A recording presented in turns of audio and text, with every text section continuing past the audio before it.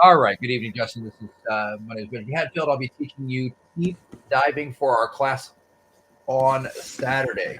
My qualifications to teach this: I'm a assistant instructor trainer and with SSI and a certified tech diver as well. As we go through the presentation, I'll have plenty of photos that are of different cool dive locations, and we'll talk about those as well. As we kind of go through this, I always like to make sure mention that as you think about your dive journey and thinking about this class, think about where you want to go with this and what that looks like to you. There's all kinds of cool courses you can take. This is just one of an entire bouquet of wonderful courses that you can take. Night Limited Viz, I bolded the ones that I like the best and I think are the most helpful for general diving. Altitude diving, if you're going to dive, be right around here. Navigation, science of diving, Night Limited Viz. All those kinds of cool things are certainly available to you as well. So I always like to kind of point that out as well.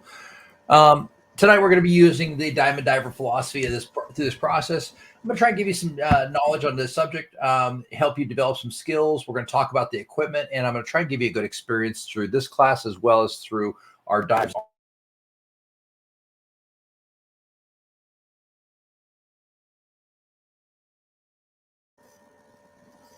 I think I might have lost the sound. Yep. So it just muted me. So okay. Sorry about that. So we're going to try and give you experience a twofold: one, experience doing it, as well as a positive experience, so that you'll enjoy what you're doing as well. I'm going to take 1 second and just make sure that is. There we go. Just make sure my mic did all the way because it comes undone sometime as well. So that's kind of the diver philosophy. And what we do is, as you've seen from previous experiences, we start training water sessions, learn new skills, develop abilities, do more water skills, increase confidence, invoke some conditioned response, and help you become a safe diver. So, Justin, as we kind of go through this, the core standards and procedures, participate in class, obviously. Make sure you've done academic sessions 1 through 3. We're going to do 3 dives in open water, and we're going to do a 60, 80, and 100. We're going to I need to make sure you pass that final exam with an 80% or better and have fun or else, right? Justin, if you wouldn't mind, we do live on referral. So if you wouldn't mind going on to the Google and giving us a positive review or a negative review, just an honest review of your experience. Adding photos is always fun as well. Gaggle tells us a lot about the cool stuff, what's going on in the world. So we've got to go through this. What's your expectation, Justin? I just want to get better with my ability to control where I am in the water and be able to dive a little deeper. Absolutely. And you're going to find it's a very different experience where we're diving on Sunday versus where we just dove.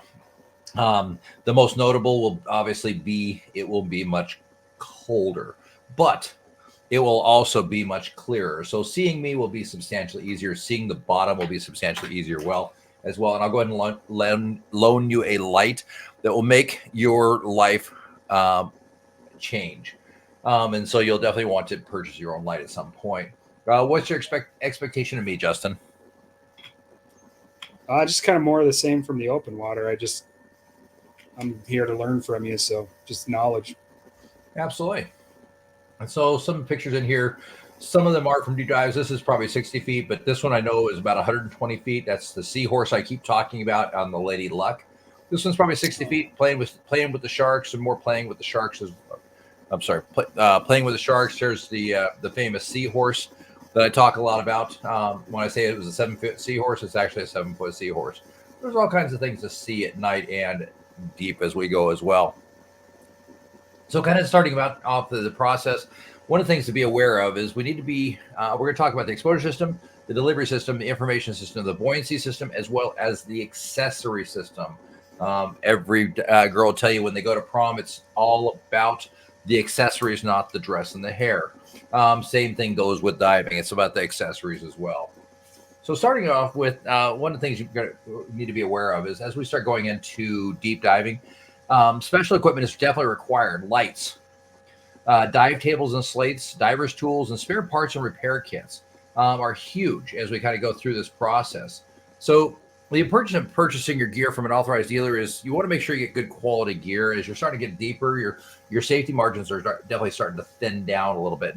So having good quality gear that's not going to die on you as you get deeper is definitely a huge thing. This is Nikki and I up in Yellowstone, and that's a load of our tanks. We're getting ready to go dive. Actually, those are all tugs that we've dove with because the caps are off.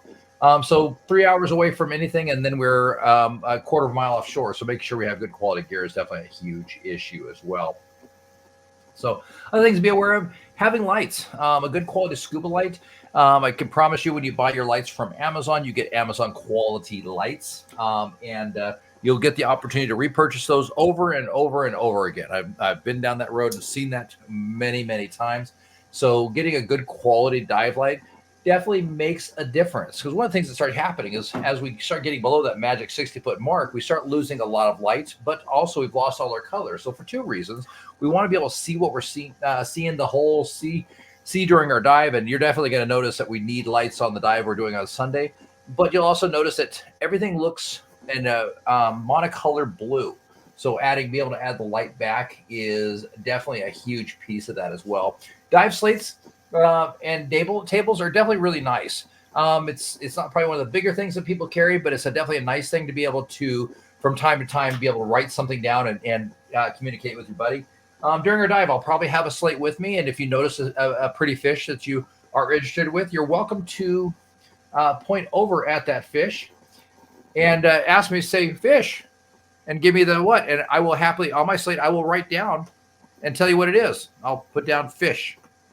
If I'm particularly feeling funny, I'll put down yellowfish. So just be aware that my sense of humor is very poor. But being able to communicate with your dive buddy is definitely a really nice thing to be able to do.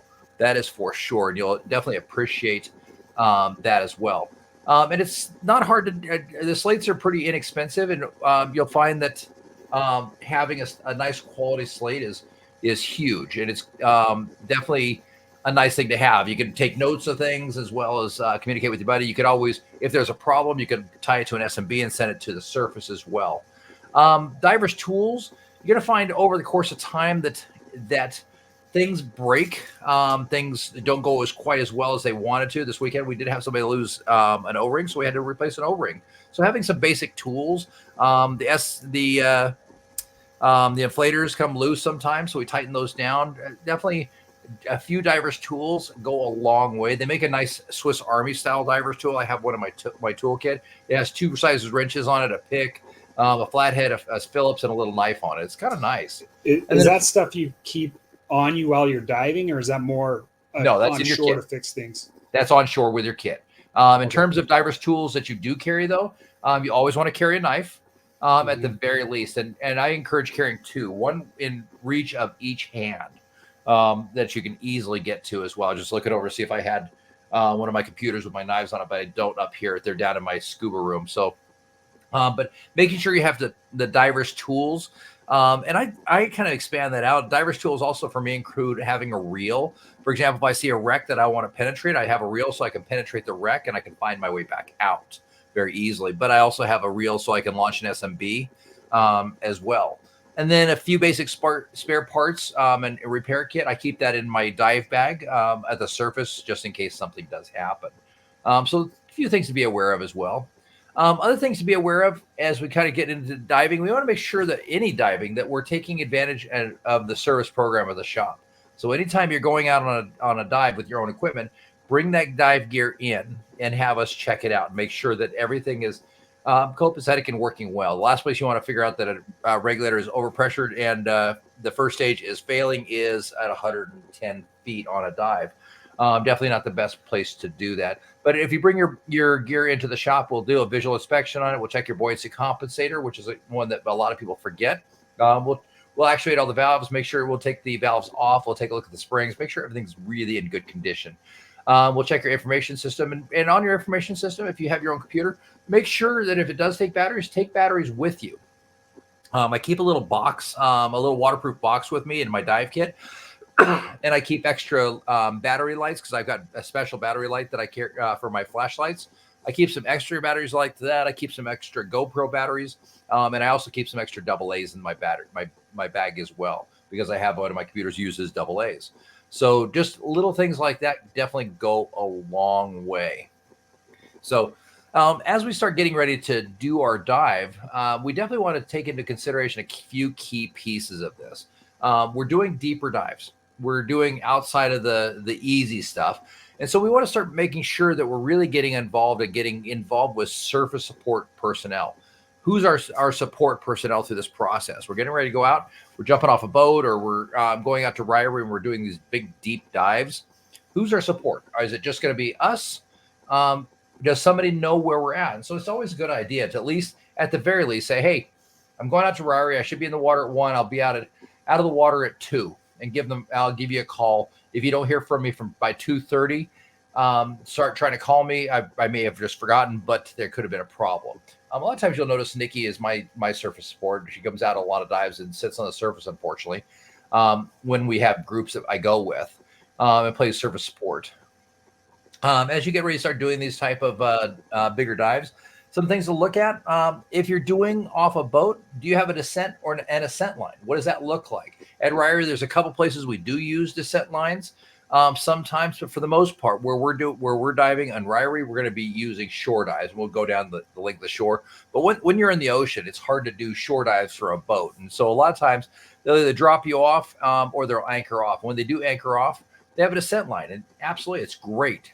Using a descent line or a John line is extremely handy. You can go down. They can hang cylinders on it for a little bit of safety. But as you're coming up, it's great. It's like the Lady Luck's a great example. There's a current at the Lady Luck, and so as we come up and we get to our deco stops, we can hang on to the safety rope and we don't even have to think about it. We just grab on, hang on, and we know the current's not going to flush us away, and we can keep going up the rope as we need it. So if you have the access and ability to use this as a descent or ascent line, go ahead and use that. It's definitely to your advantage. Other things. Those lines usually have a marking at 15 feet, or is that just you looking at your watch? You just looking at your watch is more common. I don't think I've ever seen one that was marked or knotted. Usually it's just an anchor line. So checking your dive computer is always the number one thing I trust more than I trust anything else. And sometimes, like I said, they'll throw a cylinder on there for you as well at the safety stop. So interesting. The other thing, surface markers. Now, when we dive Ryrie, it's not very common for us to use a dive flag when we go, because a lot of times we have problems with the boaters. They see the flags and they get super curious and they want to know, what is that? And I want to go see what it is. But one of the things we do use, especially on deep dives, is we have a surface marker buoy, or a DSMB. An SMB is a tube balloon that's usually between 3 feet and 6 feet long and about 6 inches in diameter, that you can fill up whilst you're down, and you can set it up on a line to the surface to let the surface know, hey, there's a diver below. It's great if something happens and we get separated, for example. As soon as I figure out that we're separated and I'm starting my ascent, I go ahead and launch my SMB. That way, if my buddy's at the surface, he knows exactly where I'm at. If we get separated for whatever reason, or if I get to the surface, I keep my SMB launched. That way, I can see somebody on the surface. A good example of that, Nikki and I had an issue where we did get separated because she had a free flow regulator, and she went ahead to the surface. I didn't realize she'd headed to the surface, and so a few minutes later, I headed to the surface because I didn't find her. And I looked on the surface. I did not see her to save my life. And I kept looking. I started heading to shore and I couldn't see her. I didn't see her till she was actually getting out of the water. It would have made it a lot easier if she had launched it, had her SMB out, because black dry suit, black hood on dark water against a dark background is not always easy to see. So having some sort of personal surface marker is definitely a key thing to have. Now, as we prepare for these bigger dives like this, we want to make sure that when we go out, we're doing a more dangerous dive, that we have oxygen somewhere close. The number one first aid for most dive-related accidents is going to be pure O. Now, Justin, when you and I go out on Sunday, the good news is I will have 2 bottles of O and an AED, as well as a full EMT kit in my truck. So if something does happen and I get the bins and you got to put me on O, it's in the truck. You just have to get into the truck. but as you start doing these dives, having a contingency of what to look for and when, and the contingencies, what happens if, you're as an EMT and firefighter, I'm sure there's been more than one person you've helped that didn't expect to have whatever happened to them like it did that day. And if they'd been a little bit more prepared, it would probably have made their lives a little bit better and easier, right? Yep. Absolutely. So a good first aid communication and oxygen kit goes a long way. Next thing we're going to talk about is radio communications. What happens if? Well, not only if I go into cardiac arrest, you probably don't want to sit there and pound my chest for 45 minutes. You probably want to get some sort of communication. So whenever you go on these deep dives, figure out how I'm going to communicate with help. What's the radio channels that I need to use? And how do I communicate? Do I use a cell phone? Do I use the radio? What does that look like? And then every dive should have an accident management plan. What happens if? Our accident management plan on Sunday will be pretty straightforward and simple. If something happens, I'm going to assess the situation. I'm going to call 911. I'm going to appropriately provide treatment or help, however that is going to look. Whether it's if you've got a DCS and I need to put you on O. If you have a cardiac arrest of some kind, I'm going to call 911 and I'm going to get you on the AED. But if you're bent, I might put you on O and throw you in the truck and drive you to the chamber. So the accident plan is pretty straightforward, but what does that look like? And having a plan ahead of time is definitely to your advantage. So we're talking about tonight deep diving and our deep diving limits. So recreational divers are certified 0 to 60 feet. Now, our first level 1 of deep diving is going to be 60 to 100 feet. And that's usually where we kind of hang out in terms of our deeper dives. But this class is also going to certify you to level 3, which is 100 to 130 feet of depth. So you'll be able to go down. Just be aware, the deeper you go, because we're staying within the non-decompression limits, the shorter the amount of dive that you'll be able to do as well. So you need to really make sure that, as they say, dive your plan and plan your dive. So making sure to check the dive tables and know, can I do this dive? But now we're moving into another level of diving concern. And one of this new diving concern is gas. Will I have enough gas to do this dive? As we kind of plan ourselves out, you and I are going to dive to Denver, right? We might think about, okay, we're driving. Where the gas stop's going to be. How does that look? Can I get to a gas station, right? Same thing with this, we don't want to do that Alaskan highway that's, 2,000 or 1,000 miles without a gas station, without some sort of plan in order, right? As we start getting these bigger dives, we need to really make sure we're having a gas plan. So as we start talking about deep diving, we start talking about surface air consumption rate. What does our surface air consumption rate look like? Now, Justin, there's a lot of factors that are involved in a surface air consumption rate and how that works. Some of them are physical size of the diver, right? I'm a bigger guy, so I have bigger lungs. So obviously, as a general rule of thumb, my wife will beat me when it comes to going through gas. She'll go through less gas than I will. Fitness level of the diver, well, when I'm running marathons, I do really well and I can crush it on a sack rate. When I'm not so much. Another big one, this is a huge one, Justin, is experience level of the diver. The more comfortable you get in the water, the less your sack rate will be, the more relaxed you'll be able to be. And I'm sure that happened to you as a firefighter. The first time you went out on a fire and you had to put on your SBA stuff, you probably went through a lot more gas and you're probably pretty excited and pretty stressed out and with all this gear. But as you practiced with your gear and got used to wearing the gear, got used to going into fires and whatnot, you probably got better on your gas rate. It probably relaxed quite a bit, I would guess. Was that pretty accurate? Yeah, that's accurate. How long can you go on a tank on an SBA? It depends on your workload, but our packs are 5,500 PSI. They're usually 55-minute bottles is what they call them. But when you're working, it's about 20 to 25.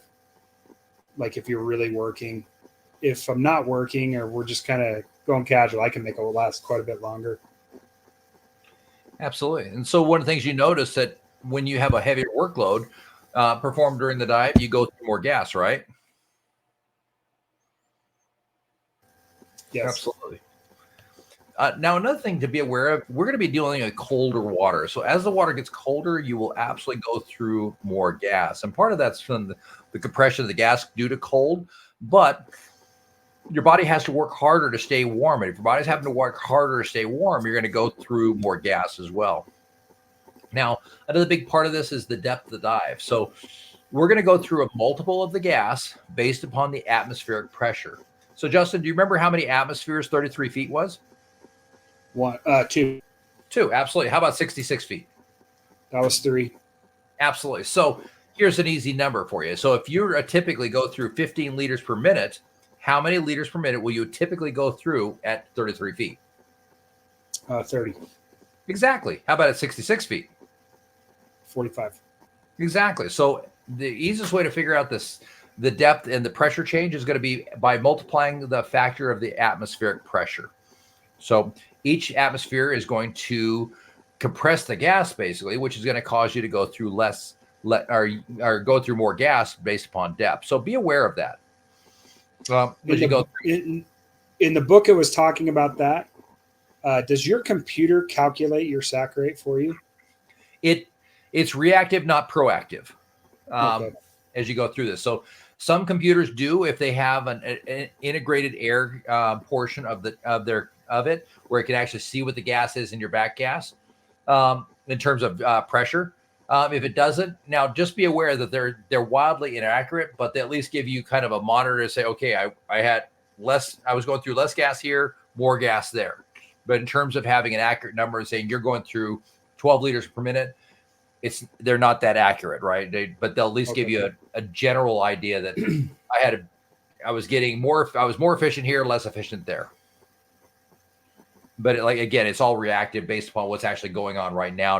It's not proactive as saying and I guess in some ways it sort of is proactive, and then it'll say, okay, based upon your current sac rate and current usage of gas, you have this much gas left. So there's been times I've been on a deep dive and it said, you have 50 minutes of gas left. And then I got up to my 20-foot mark and as it settled down and less pressure, it all of a sudden said I had 3 hours of gas left. So it'll definitely correct based upon pressure and depth. But the idea is it'll give you a predictive amount based upon your current load, your current consumption, and your current depth. So it can't predict what you're going to do, so it's reactive in terms of its nature. So other things that definitely affect gas are definitely going to be loss of gas due to leaks in the cylinder valve, gauges, or regulators. So it goes back to making sure we have everything well adjusted and serviced. Gas required to equalize and maintain buoyancy with a inflator. So just remember, every time you touch that inflator, that's a breath of gas you don't get. So we really wanted to make sure that we're conservative on how we use the inflator on our BC. Slow, make sure we're not, because the more you do that, the less gas you're going to have. Now, one of the things to be aware of is your sac rate will change with cylinder size. So you need to make sure a separate run with each different type of cylinder you use, and then you'll be able to get an idea of the results. Now, good news is tonight we're going to go through a sac rate calculation based upon and give you a conversion, so you're able to convert any tank to what you're currently doing, and you'll be able to figure out for any tank. So I'm going to give you the sac rate calculation based upon you, not anything else. Sound good? Yeah. Now, Justin, as we start getting ready to go for a deep dive, what do you think the first thing we need to do is? Make a plan. Yeah, deep diving plan. So we're sitting here, and we're gonna say. So I'm actually going diving tomorrow. So excuse me. You and I are going diving. Say we're going diving tomorrow. What's one of the things we might want to take a look at for tomorrow? I would think weather conditions. What we're going to take, if we're taking nitrox versus air. Maybe do some calculations on what depths we're planning on doing. Absolutely. We start with environmental conditions, and then start putting together a dive plan. How deep are we to go, and how much gas will we have, right? So we always want to start off with that environmental plan. Now, as we start making this plan, we're going to start looking at a few basic ideas: the pre-entry procedures, things like planning our no decompression limit, our pre-entry buddy check, our service procedures, getting ready, making sure we've got the proper amount of weight with us, what our pre-entry buddy checks might be, and go through and do some service procedures as well. Now, deep diving procedures are pretty straightforward. The first thing we want to make sure we're doing is controlling our buoyancy through this process. We want to make sure that we're not going up and down, up and down, up and down, or even worse, getting down and blowing to the top. We need to make sure we're controlling our buoyancy throughout this dive. It's extremely important, because if we ascend too quickly at this deeper depth, we have a lot higher likelihood of causing a problem than we would at a shallower depth. Now, as we go deeper, we start realizing really quickly that we can't just end the dive. We can't just say, all right, I'm done. Let's pop the surface and go crack a beer. It doesn't quite work that way. So as we're going through this process, it becomes more important that we monitor our gauges and our instruments at all time, every 2 minutes, or every time we see something interesting. We're in Ryrie, so we'll actually see a few interesting things. We should see some trout. Most likely, the schools of perch have been pretty active. I've seen suckerfish in there, and some pretty curious smallmouth bass that get pretty good size as well. So, and they'll probably see a few crawdads here and there as well. But every time you see something, make sure you check your gas. About every 2 minutes, check your gas. Make sure you're planning your gas appropriately. Another thing we want to make sure we're doing as we're doing our dives, we want to talk about orientation and navigation. It's pretty important to know where we're going, when we're going to turn the dive, and where we're going to come back, and how we're going to get back out of this dive, right? So, for example, at Ryrie, we're going to swim out at an angle from the private box at about 230 degrees. When we're ready to turn the dive, when we've hit our deepest spot, we're going to take our compasses and we're going to head them 19 degrees. That should bring us up the shoreline. And once we hit up to our safety stop portion, which will be about 20 feet, we're going to go ahead and make a right, and we're going to keep the shoreline to our left. But we orientate that ahead of time instead of guessing getting out there, because I can tell you it's really easy in Ryrie to get turned around and not know if I'm going north, south, east, or west, or more importantly, if I am going east, what is east of me? What's north of me, right? As you kind of figured out at Belmont really quickly, it was easy to get turned around to the point where you weren't sure which way you were going, right? Very easy. Absolutely. And we were only 20 feet of water. Other things we're going to talk about prior to the dive, as well as communicating with our buddy. What does that look like? If I ask you, what's your gas? You're going to tell me, 1,200, 1,900, whatever that is. We're going to talk about that ahead of time. Some of the signals I expect to see out of you is when you get down to 1,500 PSI, you're going to give me half. I'm at half of my gas. When you get down to 1,000, you're going to get my attention and tell me 1,000, right? To let me know what's going on. So the signals you'll see from me is when you give me the half, you're going to see me we're going to turn the dive and head out. Okay. If there's an emergency, you'll see me give the thumbs up, which means we're thumbing the dive and we're heading directly to surface at that point. We're going to stop at 20 feet. We're going to give a 3-minute safety stop, and then we're going to come to the surface. You also may see me, if you're having challenges, you may see me get in position, make sure you're hovering, right? Get into diver position, because we don't want to be crashing to the bottom and getting all dirty. Another key thing, and I found from my last set of dives with Tech, that I've got to explain this a little bit more in depth. So we're going to have a lost buddy procedures as well. If something happens and you and I get lost because we're not being good team divers, we need to make sure we understand what our lost buddy procedure is. Here's my encouragement. You're going to stop. You're going to start looking around for 60 seconds, looking up and down, moving your flashlight up and down, looking around. If you do not see me and I don't see you in 60 seconds, I'm going to go ahead and start a slow and gradual ascent. During this ascent, this direct ascent, I'm going to continue to circle slowly, flashing my light up and down, looking up and down for you. And if I do it slowly enough and we both have come to the point where we've lost each other, most likely we'll find ourselves at the 40-foot mark or so, right? And then we can either make the decision we're ending the dive or we're going back down and continuing the dive. We can make that decision at that point. But if we don't find each other, I'm going to continue up to the 20-foot mark. I'm going to level off, and I'm going to do a 3-minute safety stop. Once I've completed my 3-minute safety stop, I'm going to go ahead and surface. At the surface, I'm going to look around for you and continue. Now, some point during that dive, if I've got to the safety stop, I'm going to go ahead and launch my SMB because if you're already at surface, I want you to know where I'm at. And if you're not at the surface, I want you to know where I'm at. Fair enough? Yep. And we'll go over how to launch an SMB as well, because it's relatively important. So we're going to go ahead and head to the surface and get that taken care of. So that's going to be our lost buddy procedure. At no point are we going to, oh crap, I've lost my buddy and I'm going to swim towards shore.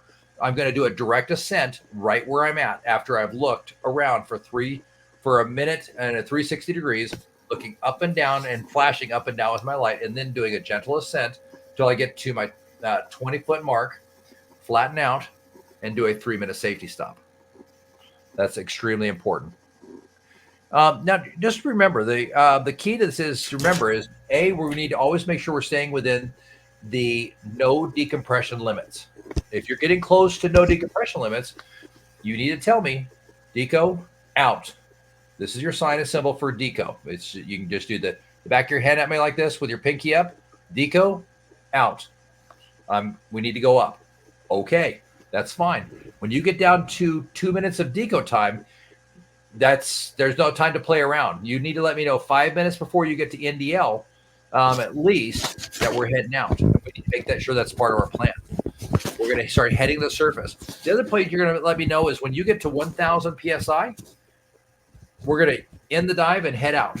And we'll make the decision on how we're going to do that. Most likely, we're going to turn our compasses to 19 degrees, and we're going to head to our shore. And that's fine. Easy enough. Now, one of the things to be aware of as we're dealing with colder water is the potential hazards for icing, external icing, nitronarcosis, hypercapnia, which is carbon dioxide excess, fatigue, and hypothermia. Now, regular icing and external icing, as well as internal icing and hypothermia, are things that are absolutely possible this weekend. As the gas comes out of the cylinder, it comes out cooler. As it uncompresses, it cools down. And so the gas you're going to be breathing is going to be anywhere from 20 to 25 degrees cooler than the ambient temperature around you. Now, if we're diving in 45-degree water, that means that the air coming out of the regulator is going to be 25 degrees. It's going to be colder. Now, if it can, and being that it's below 32 degrees, it can cause the regulator to ice up. Now, what that looks like is all regulators are designed to freeze in the open position. And that's why during open water, we teach the free flow regulator, because what'll happen is you'll go to the free flow regulator. Now, free flowing regulator can drain a tank in about 70 seconds, which gives you not a lot of time to get to the surface. So be aware that that is absolutely something that happened. The other big thing to be, two things to really be worried about as well during diving is going to be nitronarcosis and hypercapnia, or carbon dioxide excess. Now, nitronarcosis is the mistress of the deep, and it starts building up on us, whether we like it or not, around 66 feet. Everything after 66 feet, we are suffering and taking on a little bit of nitronarcosis. But like drinking a beer, and I'm sure you've had a beer or two in your life, one beer sitting at the bar with your buddies, you probably don't notice, right? There's no real effects, right? But would you want to drink a beer and jump in a car? Probably not. Reduced impairment. So as we're diving, that's a lot of what it's like, is very much a frog in a pot. You don't realize the narcotic effects happening until it happens. So we definitely need to be aware of that. And so I talk about diving being a very, very, very self-aware sport. Make sure that you're checking in with yourself on a regular basis. Now, here's what I do. I go through 1, 2, 3, 4, 4, 3, 2, 1, and I see how I'm working through the process. I also do math in my head. I'm currently at 66 feet. I need to go to the surface. How long is it going to take me with a 3-minute safety stop? Easy enough. 33 feet per minute So that should be 2 minutes. So it should take me 5 minutes to get to the surface. If I cannot do simple math like that very easily, very quickly, I know that I'm starting to have a problem. Now, where hypercapnia and carbon dioxide excess really start happening is when we start building up a high pressure load of, and we're breathing very heavily. Usually this will happen as we get deeper because the weight of the gas we're breathing is getting much heavier. For example, at 105 feet on air, the weight of the gas is 5.2 grams per liter, which is considered one of the safety points of gas consumption, of gas usage. So as that gas gets that, it's a very heavy. It's literally 5 times heavier than it is at the surface. Gas at the surface is about 1.21 grams per liter. At 105 feet, it's now 5.2 grams per liter. So as the weight of the gas gets much heavier as we go deeper, if we start getting into a heavy workload where we're doing something, we're kicking really hard, or we have an emergency where we're trying, where our brain kicks in and we start breathing heavily, that's when the problem with that really occurs. Because of the heavy gas load we're breathing, at the 5.2 grams per liter, our body's not able to process out the carbon dioxide the same way as it would at the surface. It starts building it up. And the problem with hypercapnia or carbon dioxide excess is that the caveman brain kicks in. And I know I talk a lot about this, but as the caveman brain kicks in, the rational brain gets swallowed up, and things start kicking in of things like panic, anxiety, stress, feeling of doom. All of those are absolutely signs and symptoms of hypercapnia, carbon dioxide buildup. So it's definitely something we need to be aware of. Now, So Justin, yes, sir. I don't know if this is a technique you can do, but if you do feel like you're starting to get a buildup of that, can you increase the length of your exhalation? Yes, to do that. You absolutely can. Take a much deeper inhalation, a much deeper exhalation. So you go to where you should normally be breathing between like 35% and 75% of capacity of your lungs. Go to a full inhalation and a full exhalation, and work harder to clear that carbon dioxide buildup. That's absolutely a good notification there, and you absolutely can do that.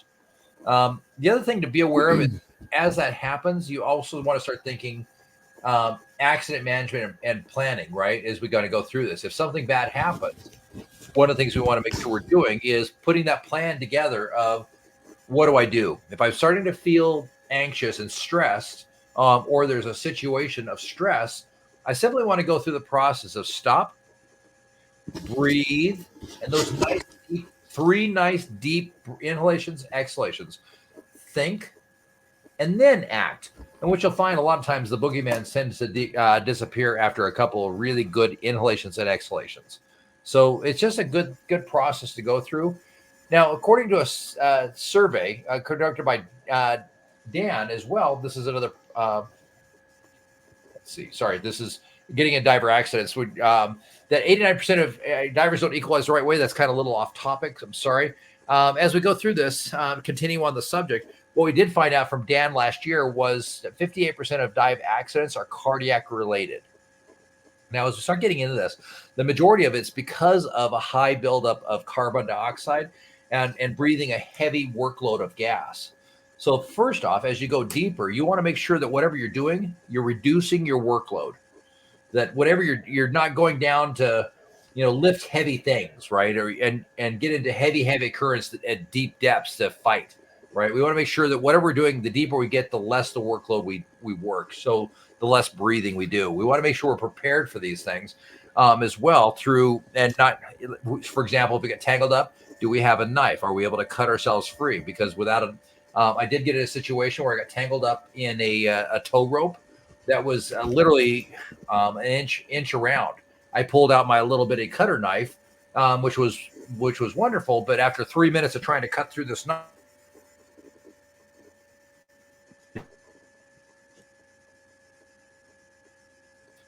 a big challenge to get through. So, make sure you are completely prepared for those kind of things, and you have a little bit of muscle memory as you go through that, but less effort at depth. Also, take into account, if you're not in a good physical shape, make sure that you're not going out and suddenly doing 3 days for 5 straight days, or 5 days for 5 straight days, because you're definitely asking for problems. And what most people don't realize is that a 50-minute dive at 50 feet is equal to a brisk 5-mile walk. Now, here's the problem, Justin, is you start going out and you're doing a 40-minute dive and you're going out to 90 feet. It's even more. You're breathing a much heavier load of gas. Your cardiovascular system's having to work substantially more. So you want to make sure the deeper you go, the less you do. The more of a sightseer you are, less an active walker through this process, right?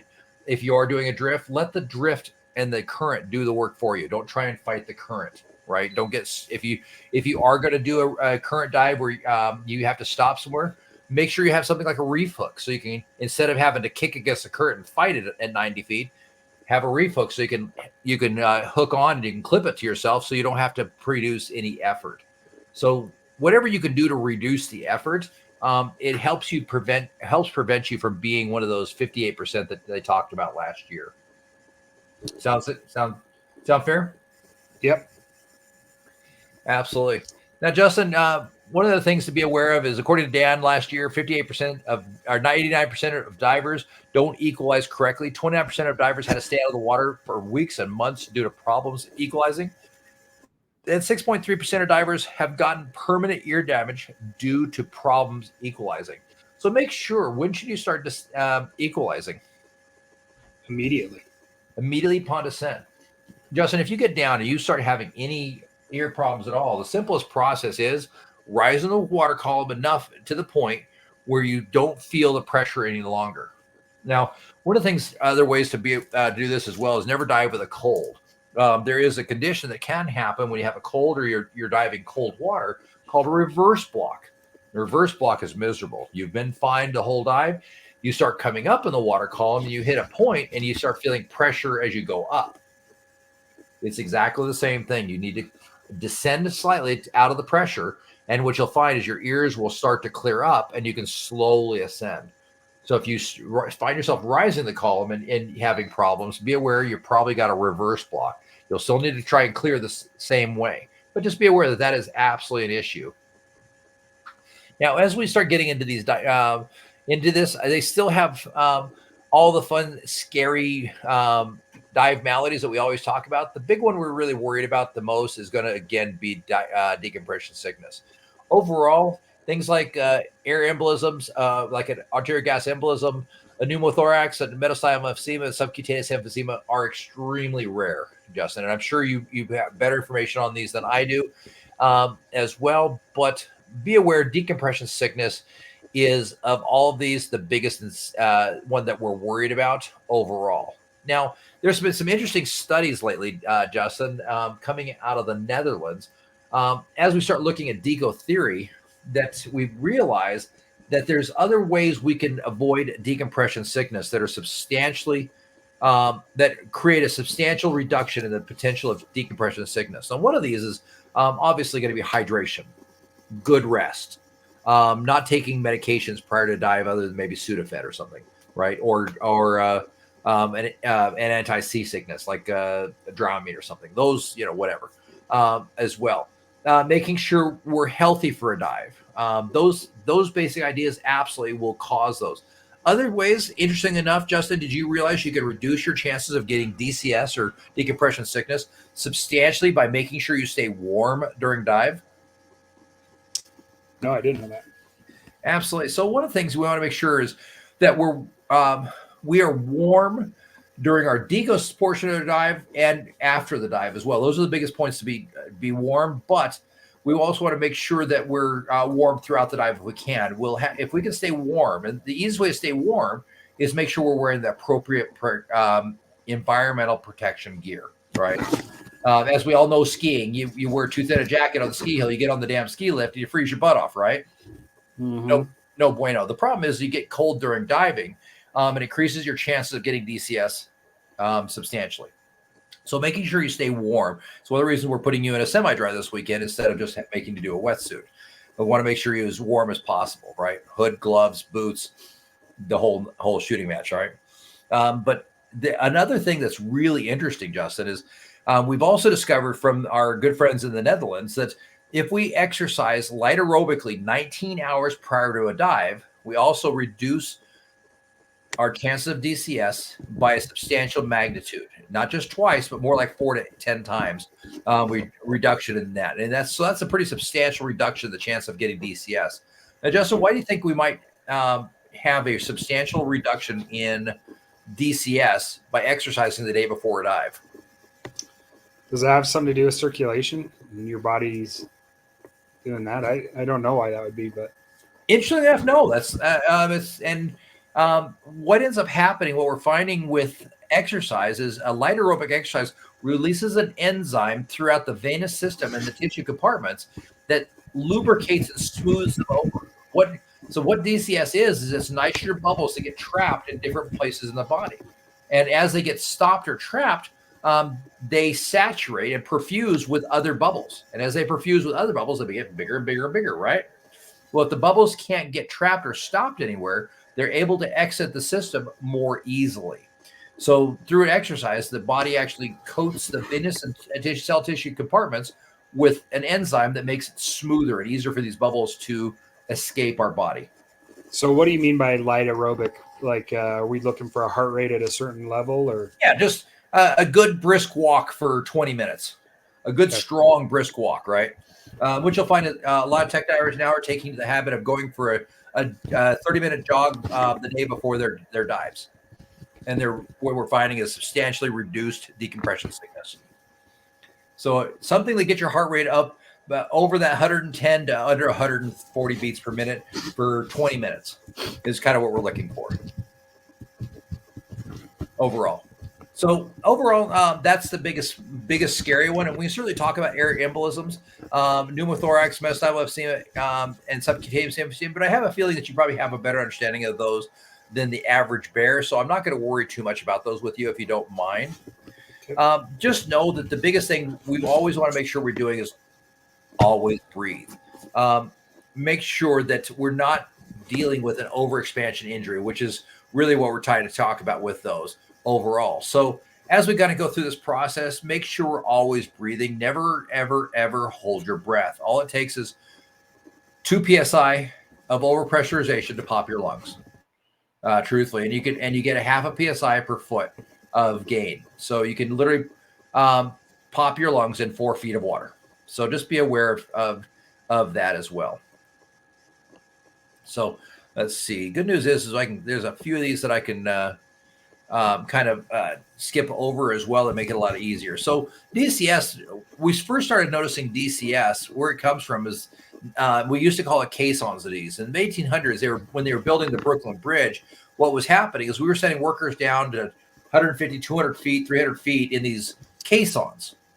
And they would get out on surface flight auction and they would work for 6-7 hours underwater, and then we'd bring them quickly up so they could go home to their families.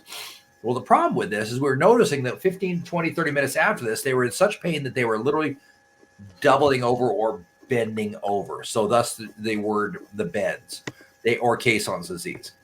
So the physical idea of what happens with decompression sickness is that the bubbles are coming out of the tissue compartments into solution, the blood, and they're becoming too large. The way they become too large is through the process of either not spending enough time at safety stop or deco stop, or ascending too quickly in the water column. So if this were a bottle of soda, we could think about this bottle, this as the same as a diver's body at depth. If the lid's tightly secured and it is pressurized, right? I can squeeze it and it's got a pressure on it. That'd be the same as the diver's body at pressure. As I start to release pressure by ascending in the water column, it's the same as if I took the cap off very slowly. And you and I both know that the idea is I take that cap off very slowly. I start hearing and I can see bubbles starting to rise in the bottle, right? Mm-hmm. That's the same as happening in our body, basically, is those bubbles are coming out of the tissue into solution and they're trying to escape. So what we would say in that particular case is that we're hitting a super saturation point. Our tissues at this point, at the depth, are saturated. They're 100% saturated. The only thing that can happen is that they can either become super saturated by reducing pressure, or they can saturate more if I increase the pressure. So if I had a bicycle pump on this, I can pump, I can add more pressure to this, but that means I still need to let more pressure off at the end. So as I'm adding a bicycle pump to this, and I'm pumping it up, that means I'm saturating it more. As I'm letting pressure off, it's letting the pressure let pressure out, and it's desaturating the cell. So I'm desaturating out and letting the gas off. And the secret to it is, you and I both know, our little brothers always threw us that bottle of Coke, and they're shaking the crap out of it. Here you go, buddy. You know, and you open it up, it goes everywhere, right? But if you let it off slowly enough, it's not a problem. It's when we let it off too quickly. So where that comes from is Haldane in the late 1800s, early 1900s. He came up with a critical ratio, and what he determined through this the caissons disease, he said when the body gets to a 2-to-1 ratio, double the amount of surface pressure, is when we start getting to the point where we have a problem that we have to create a slower ascent, and I hate that, and a slower ascent, and we have to make sure we're doing safety stops for a period of time to let the gas out. Now, it wasn't until the 60s that Robert Workman came along. He was a captain in the Coast Guard, and he said, Haldane, you were on the right path, but you're not quite there. And so Workman came up with what he called the Workman's critical difference. And what that basically said is, when we get to it, he said, you're not quite there. While you're saying double pressure, it's not really the double pressure of everything, though, because we can double the pressure of oxygen and be just fine. It's because that bonds to the hemoglobin, right, and to the white blood cells. It's the gas that's not binding, the nitrogen in our system, that's the problem. So when we get to a 2-to-1 ratio of the nitrogen is when we start having a problem. And we get to Workman's critical difference. Now, later he was proven wrong, and we have Robert Bullman that came along later on, and he basically said that you're close on your idea, but the problem is you're looking at everything in two-dimensional, right? The problem is there's 16 tissue compartments. I have fat that lets nitrogen off slower than my brain tissue does. So he came along and said there's 16 tissue compartments, and decided to start looking at this in a three-dimensional space and say, okay, fat releases nitrogen at this speed, brain tissue releases at this speed. So, and started looking at it a little differently as we kind of went through that process. And so he was able to put together a much more accurate model, and a model that we still use today. And Bullman 16C is considered, ZHL 16C is considered to be the model that most divers use for their algorithm to understand how fast to come up the water column, when they're saturated, when they're not saturated. So through this process, it's important to understand decompression sickness signs and symptoms. So Dustin, what do you think the very first sign and symptom of light DCS or DCS level 1 might be?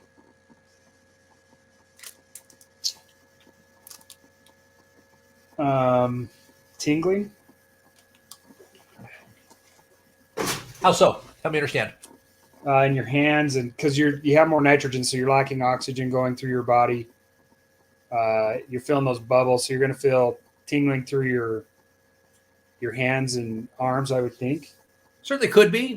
Typically, we see DCS level 1 where it becomes problematic, where it's moved past a general symptomatic phase to an actual diagnosable physical symptom of decompression sickness. And what it generally does is it comes up as a rash, because what we're having is I remember reading about that.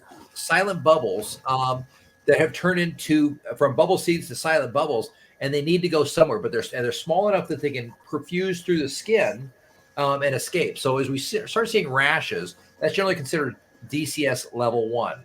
Now, if we kind of back up out of that and say, okay, well, what does it look like before that? And typically, DCS mild signs would present as a headache, tiredness, joint pain, stiffness.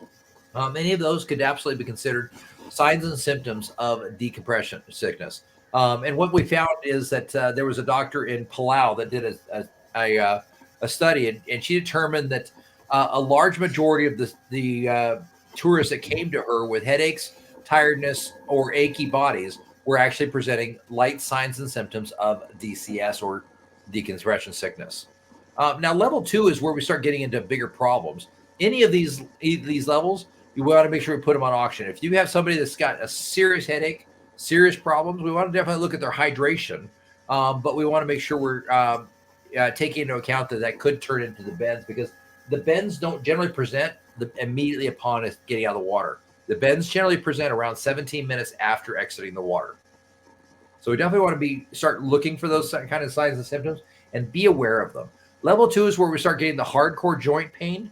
It generally starts in the fingers, elbows, knees, wrists, in those areas. That's where what's happening is bubbles are getting into places where they can get stuck, and they're causing problems. We're also starting to get severe muscle tension and problems with that as well. That's where that's starting to happen. And part of that, interesting enough there, Justin, is that as we start to get these nitrogen bubbles that become large enough to be noticed, the white blood cells that are typically, they're roaming around in their little gangs and saying, hey, if you're not supposed to be here, we're going to kick your butt and get you out. They start going to war with the bubbles because the bubbles are large enough to go to war with. Same thing if there was you had a bacterial infection or something like that. And it does the exact same thing. And we all know what it feels like to get that cold where the white blood cells are really fighting it out, and we get tired, achy, sore. We don't want to get off the couch, right? All those could be signs and symptoms of DCS, although in that particular case, we know they're not. But any of that achy. Anything more than that, we're at DCS level 3, and that's where we start getting to narrowing of vision, disorientation, dizziness, slurred speech, confusion. Any of that, we're starting to get into a CNS version of DCS sickness, much like like an arterial gas embolum as well. We're having that project, nausea, anything like that. Now, we talked about the first step to treating DCS would be get them on pure oxygen. But what else should we do, Justin?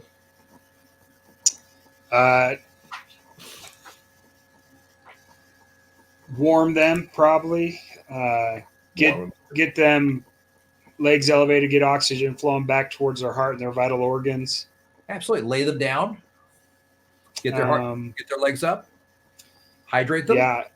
Probably get them head care.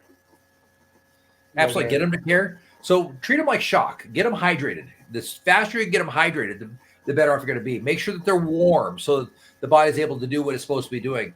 Get them off their feet, laying down, so their heart's not having to work as hard, because faster the heart's working, the faster it's going to pump those nitrogen bubbles out of the system. The faster it's pumping those out, the more symptomatic they're going to be. So if we can relax them, allow the bubbles to gently come out, will reduce the signs and symptoms of DCS. And the same thing with raising their feet.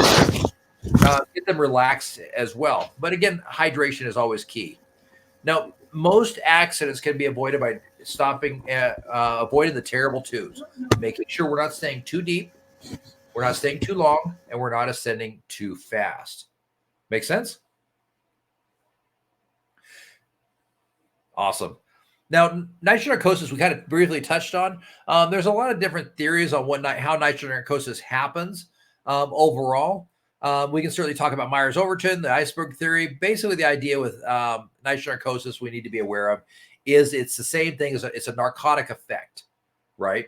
And as we start building up this narcotic effect, affects people in different ways. A feeling of relaxation, lightheadedness, euphoria, slowed response, feeling of well-being, increased judgmental errors or giddiness, deterioration of fine dexterity, a fixation on an idea, a time distortion, numbness, tingling, sleepiness, inability to remember parts of a dive. I've seen that one quite a bit. Confusion, semi-conscious, disoriented memory, decreased conceptual reasoning, visual hallucinations. That's another common one. Auditory hallucinations, and paranoia or anxiety. Just like any smack addict, that's on some sort of narcotic, is all the same things, right? Now, here's a couple things to be aware of. Here's some things that can cause nitrogen narcosis to sneak up on you more. One of them is carbon dioxide buildup. Too deep, breathing too quickly, building up that carbon dioxide. A rapid descent, a sudden change of pressure. What nitrogen narcosis really does is it causes a block between the neurons in the brain to be able to fire correctly, right? It's not allowing that little telephone line between them to actually function and communicate back and forth.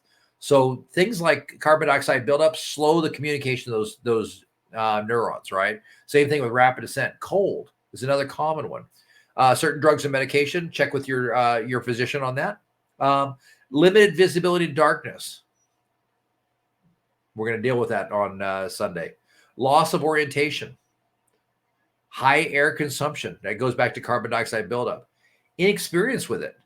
Task loading. And I want to come back to inexperience in just a moment. I'm going to go ahead and highlight my note there. Task loading. Having too many things to do. Lack of sleep, exertion, psychological outlook, expecting it to be worse, anxiety, time pressure, and fatigue.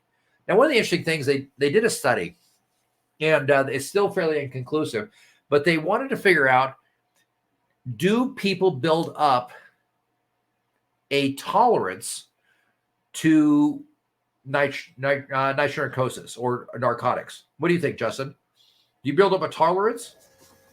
You can do drugs, so is it similar to that? Is it really a tolerance to it, or is it an understanding, an experience of how to work through it? I'm not 100% certain on that. Neither are they.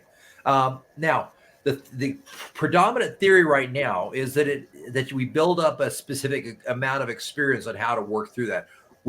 For example, the drunk at the bar that gets popped for drinking 6 tall boys and still driving straight. He's driven enough drunk to be able to overcorrect and correct through this process so that he's more efficient through the process, right? He's still drunker than a skunk. And if you had put him into a situation where he had to walk a straight line or stand on one foot, he doesn't do that very often. I imagine if he'd practiced the drunk test regularly while drunk, he'd probably be pretty good at it.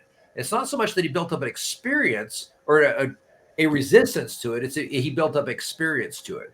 So one of the things we want to talk about, we want to make sure we're doing that after I certify you for deep. Please don't go out and go to 130 feet and max out your time and then come back up. What I'm giving you is the ability, a certification to learn more. I really want to stress that out quite a bit. Whatever we teach you here is an excuse to learn more and practice. So it's like, I like to liken it to a brand new pilot, right? I've got a couple of friends that fly. And so as soon as you get your new pilot's license, do you jump in a plane here in Idaho Falls and decide I'm going to fly to San Diego in the middle of the winter? Probably not. Probably not the best plan in the world, right? And certainly while there's a chance you'll make it, there's a chance you won't. Why take the chance, right? So we do little flights. We fly from here to Rexburg. We fly from here to Twin Falls. We fly from here to Boise. And we build up and build up and build up and build up that experience of how it works and what it looks like. Same thing with deep. We build up experience. We go to that deeper point, and then we come back and we build up that experience. And we make sure we're doing things correctly. Now, one of the things I want to kind of throw out on the side is there is a condition called normalcy of deviance.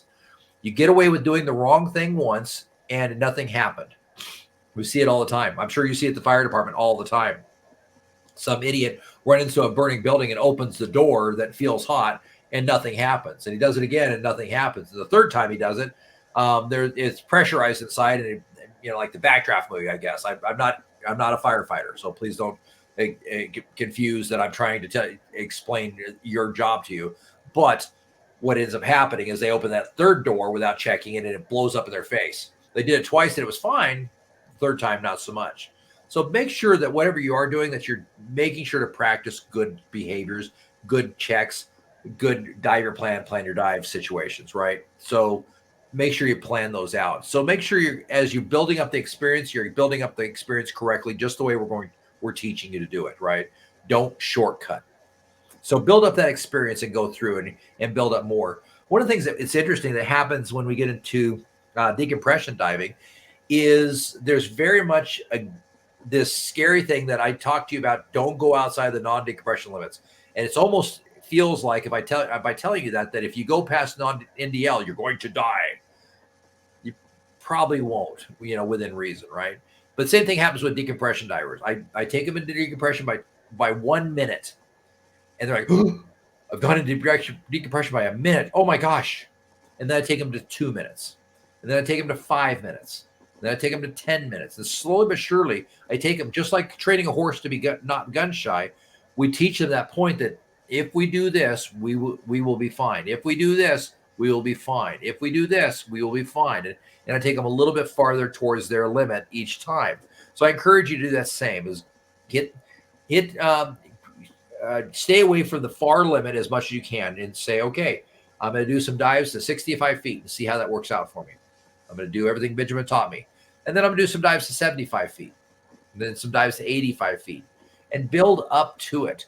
We've given you the license to learn. So just be aware that I want you to build up experience, because there's nothing in the world that is a better that substitutes for experience. Would you say that you could tell me everything I need to know about a fire, but I would be a safety hazard if you put me in a full set of turnouts and an SBA? Yeah, just like probably. Yeah, same thing. So just be aware that as we kind of go through this process, you don't want to be a statistic. So take your time as well. Now, one of the cool things that you have the ability to use is a dive computer. Now, interestingly enough, the history of dive computers is fairly interesting. It was really Robert Workman that realized that as he's coming across this and creating these algorithms, that at some point there was going to be able to be a computer that we're going to be able to use on our wrist that would be able to monitor and give us a reasonably accurate ability to judge how much nitrogen was in our system based upon depth and time. Now, as they kind of went through in the 70s, the Navy and the experimental unit came and they said, hey, we need to build a computer that we can put on our divers that'll make them safer, so they can stay down longer and know when to come up and how to come up so that they don't get hurt. So the first dive computers were actually classified by the Navy as top secret. We wanted to make sure we had that tactical advantage. And as time came by, they eventually were released for civilian use. Now, the intended use of them is to monitor your depth, your time at depth, and to give you a basic idea of how close you are based upon those two calculations of where your nitrogen load is. Now, the big limitation of this is very simple. It's based upon an algorithm, not you personally. This does not read your tissue compartments or how you absorb nitrogen. So I would guess that your nitrogen absorption and profusion diffusion is probably much different than Laura that was in your class. You know, small, petite woman, right? Or Jackson, a young kid who's younger than both of us, right? So be aware that while they certainly do set them to the least common denominator that they can come up with, it's still not to you actually. And so how you off-gas nitrogen, Justin, is going to be different today than it is tomorrow.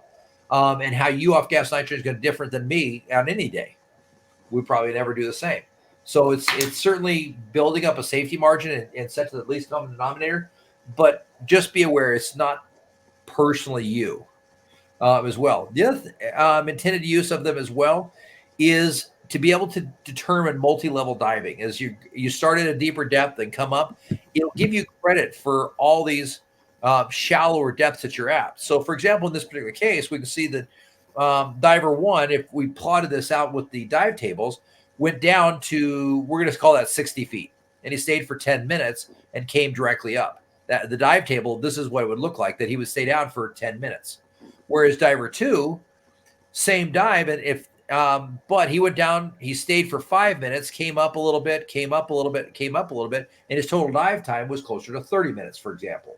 They were both within the NDL, and they both went to 60 feet, but based upon the multi-level of the dive, diver two was able to stay down longer because the computer gave him credit for the areas like this and like this that he wasn't at his max depth. Does that make sense? Mm-hmm. So now one of the things to be super aware of is your computers are not, the other limitation, are not designed to do what's called a reverse profile. What do you think that means, Justin? Is that where you want to do your deepest dive first and then each one's less and less? Yes, you want to do a standard profile dive is where your deepest first to shallower. Never do your deepest dive last. Make sense? Mhm. Now, there's going to be, this weekend, we're going to break the rules a little bit, but it's only do this with an instructor who can talk about this and work through the process. Now, be aware, as we get ready to do our dive plans, we're going to go out and we're going to use these dive tables. And we're going to say, okay, I'm going to take you to 60 feet. Our maximum amount of time on a 60-foot dive is going to be 50 minutes.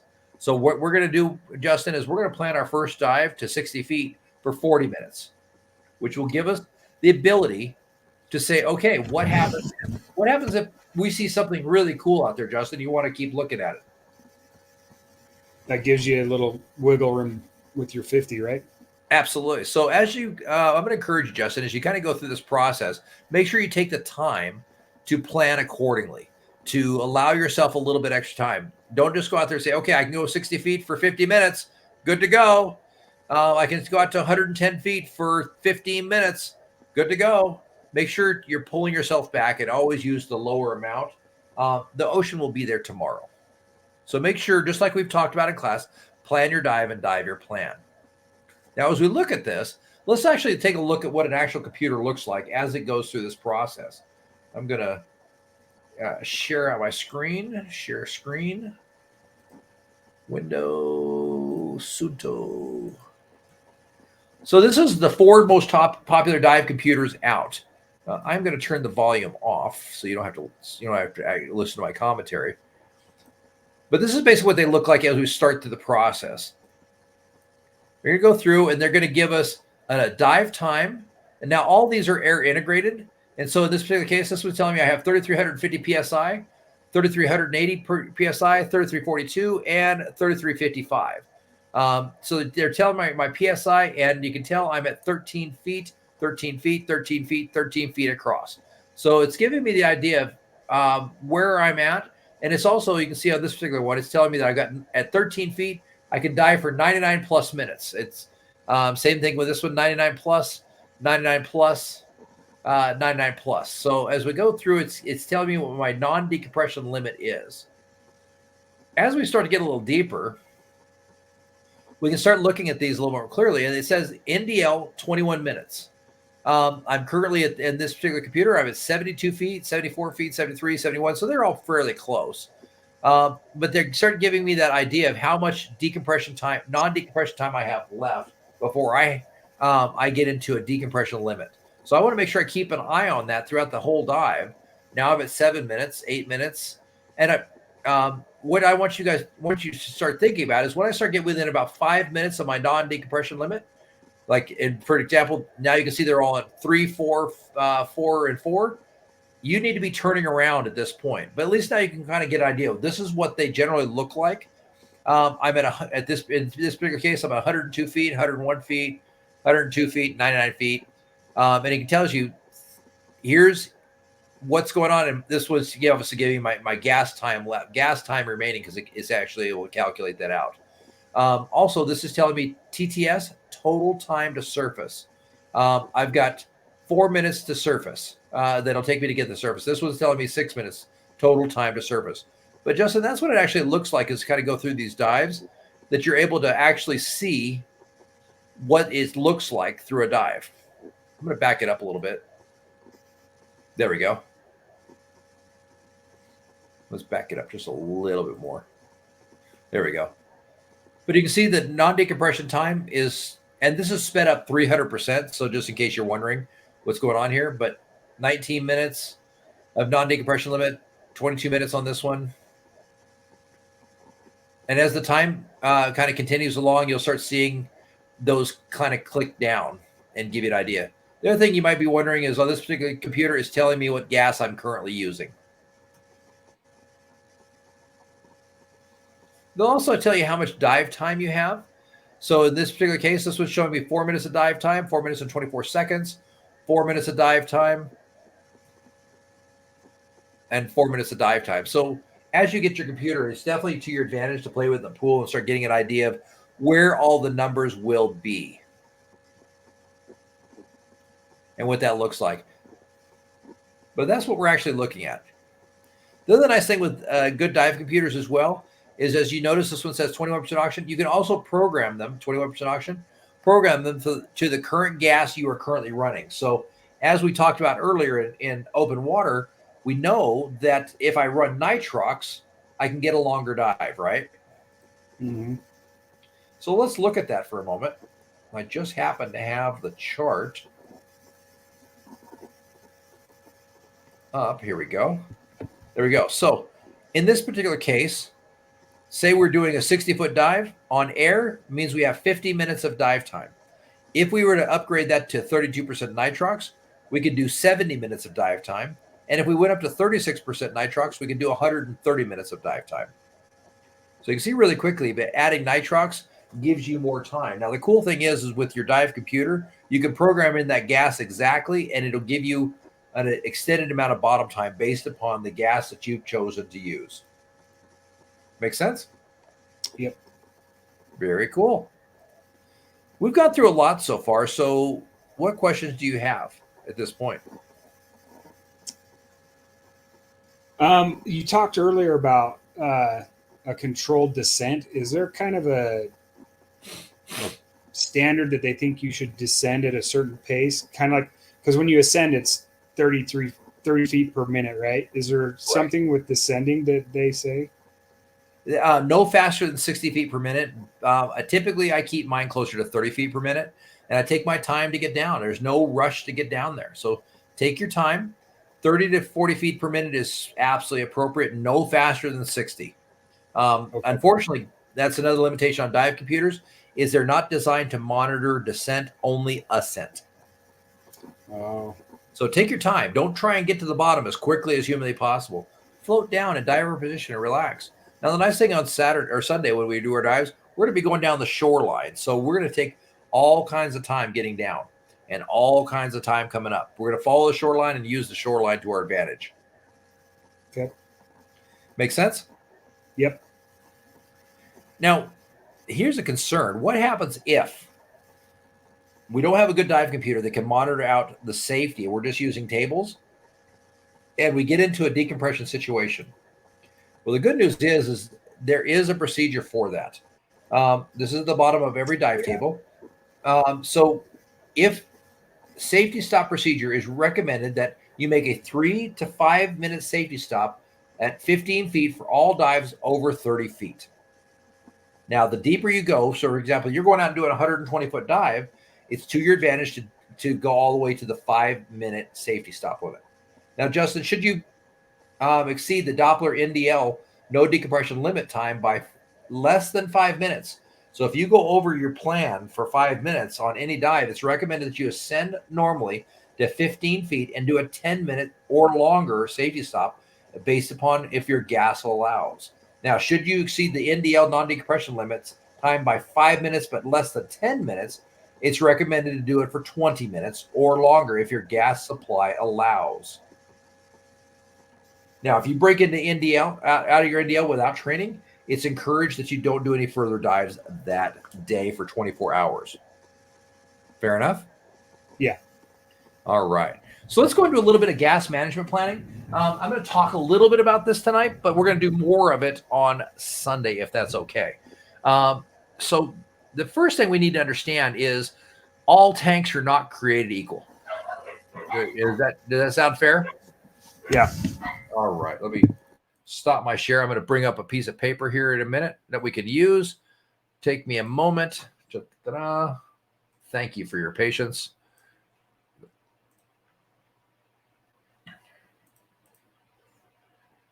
And doing this is pretty straightforward. All right. So we're going to come up with a document here. Go to my documents. Blank document. Actually, let's go to this. Okay, so the first thing we need to know is what size is our tank. Let's do this. Make this nice and big for you here. So you are going to be using an 80 cubic foot tank, which is 11.1 liters of gas. Now, the cool thing is there is a chart out there, and I happen to, I've made one, and it looks like this. So we can go down and we can say, okay, we're using a Catalina 80. Too far. There we go. Catalina 80. And a Catalina 80 is 3,000 PSI, standard, and 11.1 liters. Now, Justin, I just want to kind of point out that if we did go to a Catalina 100, and I do have a Catalina 100, it is 13.2 liters. My Faber 100 tanks that I like a lot are 12.9 liters of gas, liquid capacity. So when we measure out our tanks, we measure them by liquid capacity. Now, Justin, I want you to notice something here that's kind of interesting. As we look at that Catalina 80 cubic foot tank, do you notice something kind of interesting as we look at the actual cubic feet of that tank? Can you see that? 77.4. Is that what that says? It is. It's not 80 cubic feet. But if we had a Catalina C80, which we don't, it actually is 80 cubic feet. But if we used a PST 80, it's 80.6 cubic feet. A Faber L85 is 81.1 cubic feet. Are you noticing kind of a disconnect here? Yeah, they're all a little different. Yeah. A 95 cubic foot tank is 93.3 to 95. So they're all a little bit different. So we want to know for the tank that we're using, and on Saturday, you're going to be using a Catalina 80, is 77.4 cubic feet, but it's 11.1 liters. That's its liquid volume. So your tanks are going to be 11.1 liters. Now, the next thing to know is what your starting PSI is. Those are all rated for 3,000 PSI, Justin. So easy enough. We just need to convert that to bar. Here's your conversion. Times 0.06894, sorry. So all we need to do is multiply 3,000, and this is a number. All we have to do is memorize this number, and we're good to go. Times 0.06894. This tank has 206.82. Exactly. So we'll just say 206 bar. Now, if we want to know how many liters are in this tank, we're going to take that 206 times 11.1 liters. That'll give us our total liters of gas in this tank. 2286.6. Did I do that right? 206 times 11.1 equals 2286.6. 86. Yep. That's how many actual liters of gas, compressed gas, we have in this cylinder. Now, all we need to know is what our SAC rate is, and we're able to calculate whatever we need. So for right now, and we're going to talk about this more deeply in a minute, I'm going to say that your SAC rate is 15 liters per minute. Okay. I'm just going to guess. I'm probably not too far off, would be my guess. But over time, we're going to get that a little bit more accurate as well. So you and I are going to go out, and we're going to do a 66-foot dive. So times the 15 by 3. Yep. So that's equals, you're super sharp, 3 ATA. So all we need to do is to figure out how much gas we need is going to be times 3 ATA equals 45 liters a minute, right? Yep. Now that's our basic SAC rate. There's one more piece of this, Justin, that we need to add to this. Where would you go through more gas in your SBA? Running the track at Idaho Falls High School or pushing a cart at Walmart? Running the track. You go through more, absolutely. So we need to put an accurate, an effort, or not an accurate, but an effort level in there. So Justin, an easy dive is going to be about 1.5. A heavy dive is going to be more like, in a dry suit, it's going to be more like 3. So for right now, we're just going to use 1.5 because it's easy. So that's our effort level times our 45 liters per minute equals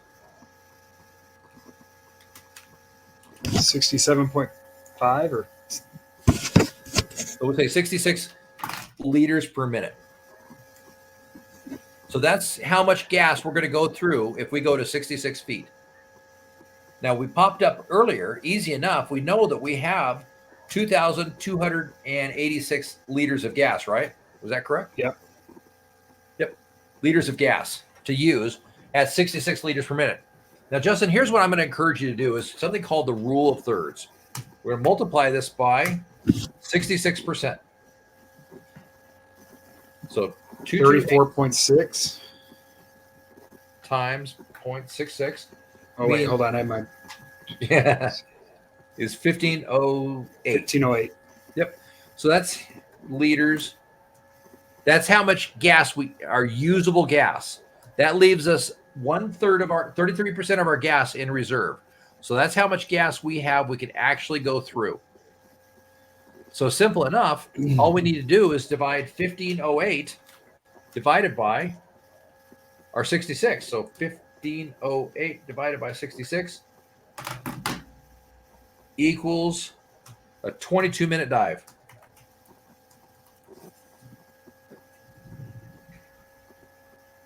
You see how I did that? Yeah. It's actually not that complicated, is it? No, not if I remember the math. Would it help if you did a screenshot of this? Yeah, I probably need to. Let me shrink it down for you here.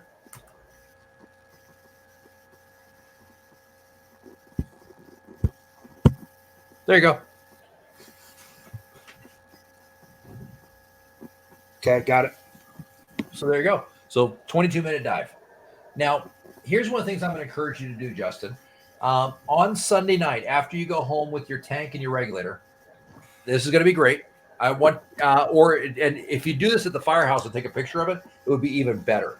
What I want you to do is put the regulator on your tank, put your mask on, and I want you to mark down the amount of gas you have before you start breathing on it. What's your PSI? Okay. I want you to do that. Let's see. Stop screen sharing. I want you to do that for 20 minutes and then mark down the amount of gas at the end of your 20 minutes. And then use your 0.06894 to figure out how many liters and tank size to figure out how many liters of gas you actually went through. If you do that 3 times, you'll have a good, strong baseline for what your actual surface air consumption rate is. Okay. That'll give you a much more accurate baseline. Or you can go back to your dives and you say, okay, I went through this many liters per gas, and based upon the average depth of your dive, based upon your dive computer. You can certainly do it either way. I like to have a baseline first, but either way, it's pretty straightforward. Okay. And good news is when I come out on Sunday, Justin, I will also have a notebook for you. I like doing these with a calculator and a pen and figuring out gas with a calculator pen. I do have a spreadsheet that I use, but I tell you that I do all my dive planning by hand first in a notebook. I literally do, okay, we're going to this, and I figured it out all by hand. I know what my sack rate is and where I'm at, and then I figure it all out. And then after I figured it all out by hand, then I put it into my spreadsheet and into the computer. So, do you have different sack rates based on what elevation you're at and things like that you've done throughout the years, or is it I do stay kind of the same? I do. I know for me that at high altitude, I tend to have a different sack rate than I do at low altitude, and I have a different sack rate in a dry suit than I do as a wetsuit. And I have in a wetsuit, I'm typically in warm water as well. So when I'm warmer, I have a lower sack rate than I do in cold water with a dry suit. But I'm also wasting some of my gas based upon my dry suit inflation as well.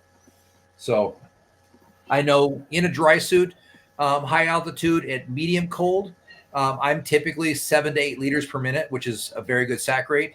In the Caribbean, in a wetsuit on a drift dive, I'm more like 6 to 7 liters per minute. So that's what I've noticed over the course of time. Altitude doesn't tend to affect it quite as much, although you are dealing with theoretical depth. So I do my calculations based upon theoretical depth instead of actual depth to make sure I'm accounting for that.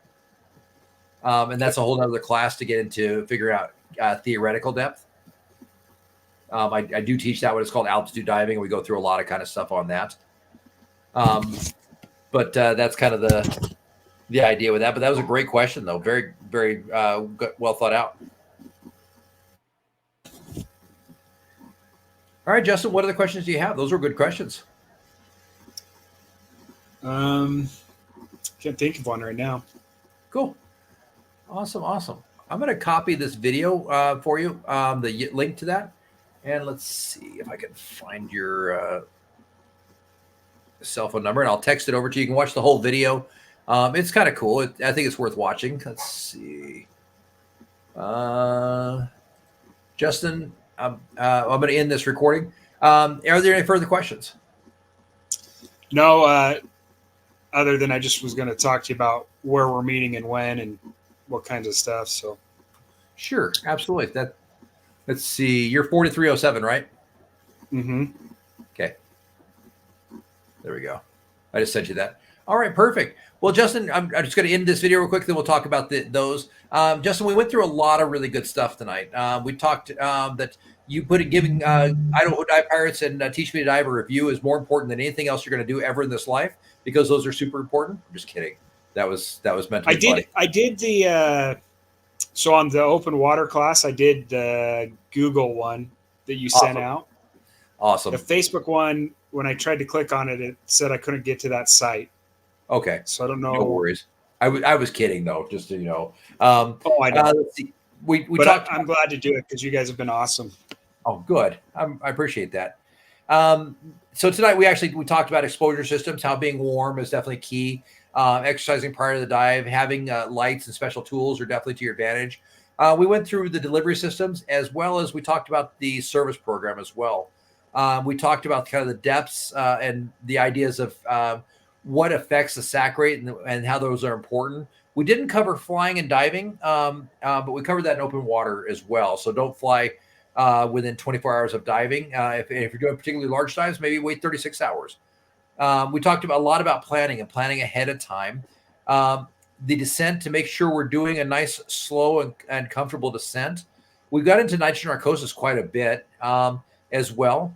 We didn't talk much about safety stops because we talked about that very heavily in the class we were just in. So I went ahead and omitted that. But we did talk about stress theory and what to do in case of it. There is stress. To stop, breathe, think, and then act. Kind of a pro tip on that. As I go through that, I also count backwards from 5. It helps reset the brain and get you back into the idea of what's going on and get your brain thinking something else. We talked a little bit about overexpansion injuries. I didn't feel the need to go too deeply into like AGEs or anything because I feel like you probably got a better understanding than I do, honestly, of that. And I'm pretty strong on that. But as an EMT, I would hope that you got a really good feeling on that. We talked about nitrogen. Go ahead. Can I ask a question about the nitrogen narcosis? Yes, sir. Is that the one? I'm thinking in my head. This is what I'm thinking. Is that the one? If you're starting to feel those symptoms, you can go up a little bit and see if your mental status improves. Exactly. Or is that one once you feel like you're in that, you need to end the dive? No, you can absolutely, when you begin to feel it, absolutely you can ascend till the symptoms subside and then stay at the shallower depth. If it's serious enough, then you need to end the dive. But if it's mild, then you can absolutely ascend till. That's the only treatment for nitrogen narcosis is ascend until symptoms subside. Okay. Good memory. We also talked about the idea of how that occurs, as well as the signs and symptoms of it as well. We talked about the post plan of what happens if for emergency procedures, contacts, and things like that. And then we also talked about how to treat DCS as well. We talked a little bit about computers through this process as well. Talked about repetitive dives. Repetitive dives, always make sure we're doing our deepest first. And then we finally finished up with SAC rate and how to figure out how much gas you're going to go through honestly in a tank. Any questions? Nope.